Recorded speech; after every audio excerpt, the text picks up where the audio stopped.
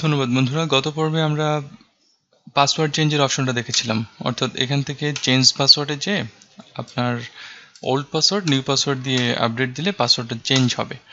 আচ্ছা, তো এই পর্বে আমরা লগ ইন পেজের কাজটা করব। তো লগ ইন পেজের কাজটা করার জন্য আমি আমাদের ইনক্লুড ফোল্ডার যেখানে আছে সেটাতে যাচ্ছি, তারপর হিডার অপশনে এই যে লগ ইন অপশনটা, আমি লগ আউট ছিল না, আসলে লগ আউটটা এখানে অ্যাড করে নিয়েছি, কারণ লগ ইন যদি করে লগ আউট তো করতে হবে, তাই না? তো এই যে লগ ইন পেজ তৈরি করতে হবে আমাদেরকে। আমি কন্ট্রোল-C দিয়ে কপি করলাম এই লগ ইন পেজটাকে, মানে লগ ইন এই টেক্সটটাকে। তারপর এখানে একটা নিউ ফাইল, কন্ট্রোল-S কন্ট্রোল-V, তারপর সেভ। তো এই পেজটা অনেকটা রেজিস্টার পেজের মতোই হবে, এই জন্য আমি পুরো রেজিস্টার পেজটাকে কপি করে আমি এখানে পেস্ট করে দিচ্ছি, কন্ট্রোল-S। তো এখানে আমার শুধু দরকার হবে পাসওয়ার্ড আর দরকার হবে ইমেইল, আর বাকি এই যে ফোনগুলো আছে এগুলো মুছে দিচ্ছি, ফোন, তারপর ফার্স্ট নেম লাস্ট নেম এগুলো দরকার নেই।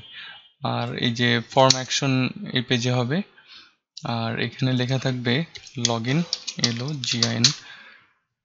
আর ব্যাক টু ইন্ডেক্স, এখানে ব্যাক টু ইন্ডেক্স থাকবে না, এখানে অ্যাকচুয়ালি ইন্ডেক্স পেজেও যাবে না। এখানে আমি অন্য একটা কিছু করছি, ক্লাসও দিব না, এখানে কোনো ক্লাস থাকবে না, গ্লিফ আইকনও থাকবে না, এখানে কোনো গ্লিফ আইকন রাখছি না। আর এখানে আমি লিখছি রেজিস্টার, এখানে আমি লিখছি register.php। আচ্ছা, আর এখানে আমি লিখব যে ডোন্ট হ্যাভ অ্যাকাউন্ট রেজিস্টার, হ্যাঁ এরকম কন্ট্রোল-S দিলাম, দিয়ে আমি এটাকে রিফ্রেশ করলাম, রিফ্রেশ করে আমি লগ ইন পেজে একটু যেয়ে দেখি কি অবস্থা। আচ্ছা, এখানে লগ ইন একটা কাজ করি, এটা ইনপুট টাইপ সাকসেস করে দিই, BTN success.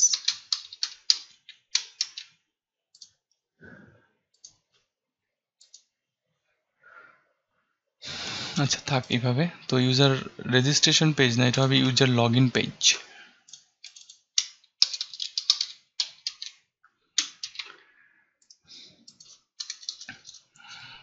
User log in page. আচ্ছা, এখন আমাদের কাজ করতে হবে। তো এখানে আমি লগ ইন নামে একটা পেজ ইনক্লুড করে নিচ্ছি, লগ ইন ক্লাসের অবজেক্ট তৈরি করছি। তো খেয়াল করুন আমাদের login.php কিন্তু নেই, তো এটাকে তৈরি করতে হবে কোথায়? লাইব্রেরির মাঝে, নিউ ফাইল, কন্ট্রোল-S। এটা একটা ক্লাস ফাইল, এর জন্য আমি LOGIN, এলটা কিন্তু ক্যাপিটাল লেটার লিখছি, এটা যেহেতু ক্লাস ফাইল। তো আরেকটা কাজ করি, এখানে একটা PHP ব্লক নিলাম, ক্লাস নিলাম, এটা আমি দিই যে login class, sorry login class. আচ্ছা, তো এখানে এই যে কনস্ট্রাক্টর পর্যন্ত কপি করে নিচ্ছি আমি, এটা কি সেম হবে এই কারণে। আচ্ছা, একটু ফ্যাক্টর করে নিই, কোনো ক্লাসকে এটা এক্সটেন্ড করবে না, এটার নাম হবে লগইন, আর এখানে হবে এটা কন্ট্রোল-S। আর অবশ্যই এখানে আমাকে ডাটাবেসটা ইনক্লুড করে নিতে হবে। এগুলো আগের টিউটোরিয়ালগুলো দেখে নেবেন, কারণ আগে এগুলো নিয়ে আলোচনা করা হয়েছে যে এটা ডাটাবেসটাকে এখানে ইনক্লুড করছি, তারপর এই একটা প্রপার্টি রাখছি, সেই প্রপার্টিতে আমি ডাটাবেস ক্লাসের অবজেক্ট রাখছি এই ক্লাসের কনস্ট্রাক্টরে, যাতে আমি ক্লাসের সব জায়গা থেকে এটা অ্যাক্সেস করতে পারি। আচ্ছা, তারপরে কি করব? তারপর এই যে লগইন, তো লগইন যেটা এই লগইন অবজেক্টের মাধ্যমে আমি ইনসার্ট আরইজি ডাটা না, আমি লিখবো যে login data, LOGIN login data, post মেথডের লগইন ডাটা পাঠিয়ে দিলাম। আর এখানে আরইজি মেসেজ না, এখানে হবে লগইন MSG, ঠিক আছে, login MSG echo login MSG, বুঝতে পেরেছেন আশা করছি। তারপর এখানে নেম সাবমিটই থাক, কোনো সমস্যা নেই, নেম সাবমিট। এবার আমাকে এই লগইন ডাটাটা তৈরি করতে হবে। লগইন ডাটা কোথায় তৈরি করতে হবে? লগইন পেজে, মানে একটা method public function login data, এই তো এখানে ডাটা নামে ধরলো। তো এইভাবে আমরা অনেক তৈরি করেছিলাম। প্রথমে এমটি ভ্যালিডেশন, প্রথমে ডাটাটাকে ক্যাচ করবে, এমটি ভ্যালিডেশন করবে। এমটি ভ্যালিডেশন পর্যন্ত কপি করে নিচ্ছি, কপি করে আমি জাস্ট এখানে পেস্ট করে দিলাম। তো এখানে আমার এত কিছু লাগবে না, এখানে আমার লাগবে শুধুমাত্র ইমেল এবং পাস, আর এফ নেম এল নেম দরকার নেই। ইমেল এবং পাস লাগবে। তো এখানে একই অবস্থা, আমি ইমেল এবং পাসওয়ার্ডটাকে ভ্যালিডেশন করব, এমটি ভ্যালিডেশন।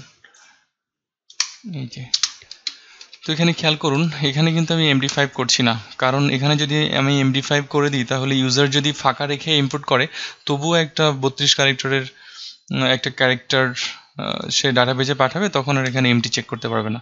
এই জন্য আমি MD5 করব এটার নিচে। যেমন আমি এখানে নিলাম, মনে করুন final pass equal to MD5, তারপরে এটাকে MD5 করলাম। এইভাবে এখানে যদি করি সমস্যা নেই। আচ্ছা, যাই হোক, তো আমাকে আরেকটা কাজ করতে হবে, সেটা হচ্ছে আমি এখন এই যে এটাকে ধরলাম ইমেল এবং পাসওয়ার্ডটাকে ফাইনাল পাস হিসেবে, এটাকে আমাকে ডাটাবেজে পাঠিয়ে চেক করে দেখতে হবে যে আসলে এটা সঠিকভাবে, মানে ডাটাবেজে আসলে এই ইমেল এবং পাসওয়ার্ডটা আছে কিনা। তো এটা চেক করার জন্য কি করতে পারি, এটা চেক করার জন্য আমি লিখলাম যে get login user equal to, আমি একটা মেথড তৈরি করব ঠিক এই ক্লাসে, এই জন্য দিস কিওয়ার্ড দিয়ে আমি অ্যাক্সেস করছি।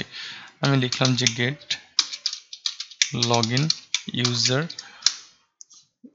এখানে অ্যাক্সেস করার সময় আমি ইমেলটাকে পাঠাচ্ছি, Ctrl+C, ইমেলটাকে পাঠাচ্ছি এবং আমি কাস্টমার যে পাসওয়ার্ডটা দিচ্ছে সেই পাসওয়ার্ডটাকে পাঠাবো, কিন্তু সেটাকে MD5 অবস্থায় পাঠাতে হবে, কারণ আমার ডাটাবেজে MD5 অবস্থায় আছে, এই জন্য এটাকে পাঠাচ্ছি। আচ্ছা, তো এই নামের মেথডটা তৈরি করতে হবে আমাকে। তো আমি এটা এখানেই তৈরি করি, ঠিক এই মেথডটার পরেই। এই যে এই মেথডটা এখান থেকে শুরু হয়ে এখানে শেষ হয়েছে, এখানে তৈরি করছি। এখানে দিলাম যে পাবলিক ফাংশন মেথডের নাম। তারপরে কি করব, তারপরে একটা SQL কোয়ারি চালাবো। যেটা কপি করে নিয়ে আসতে পারি, আমি না লিখে ফেলি। SQL একটা ভেরিয়েবল নিলাম, ভেরিয়েবলে আমি লিখছি যে সবগুলো সিলেক্ট করার দরকার নেই, আমি লিখবো সিলেক্ট ইমেইল আর সিলেক্ট পাস। কোথা থেকে?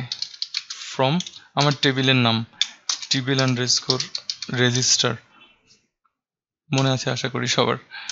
এই যে আমার ডাটাবেজের নাম হচ্ছে db_login_register, আর এটা আমার টেবিলের নাম tbl_register। এই যে আমার এই ডাটাগুলো আছে তিনটা, tbl_register। এটা আমি লিখছি যে এখান থেকে শুধুমাত্র ইমেইল এবং পাসটাকে আমি সিলেক্ট করলাম ফ্রম tbl_register। তারপর একটা কন্ডিশন দিব, where email equal to email and pass equal to pass।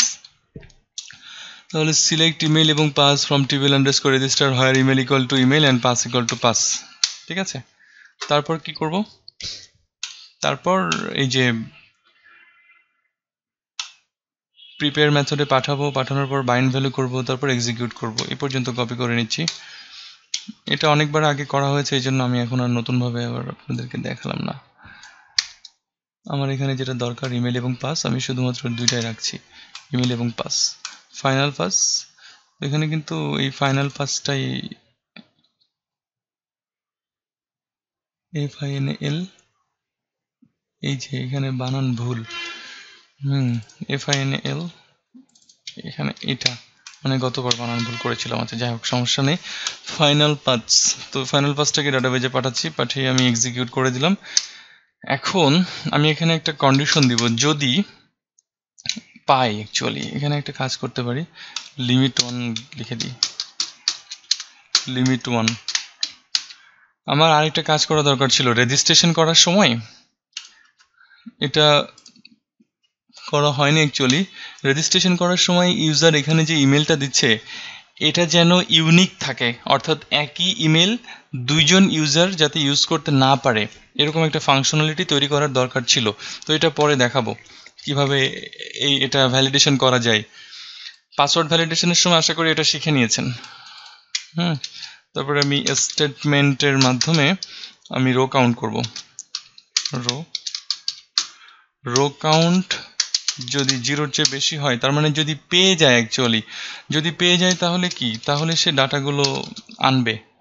ওই ইমেল এবং পাসওয়ার্ড মিলিয়ে তার আদার্স যে ইনফরমেশনগুলো আছে, যেমন তার এফ নেম, এল নেম, তার সবগুলো আনবে। এই ইমেল এবং পাসওয়ার্ড ম্যাচ করে এই সব ডাটাগুলো আনবে তার। যদি মিলে যায় তাহলে এসটিএমটির মাধ্যমে আমি লিখব যে ফেচ, এপিটি সিএইচ, ফেচ করবে। তো ফেচ মেথড বলে দিতে পারি এভাবে, অবজেক্ট আকারে ফেচ করবে। ফেচ ওবিজি, এভাবে এপিটি সিএইচ, fetch underscore O B J, object fetch করবে। তারপরে রিটার্ন করবে, রিটার্ন ডাটা। তার মানে এখান থেকে সে সবগুলো ইনফরমেশন নিয়ে এখানে রিটার্ন করে দিল। আর যদি না পাই তাহলে ফলস রিটার্ন করবে, FALSE, false, return false, sorry.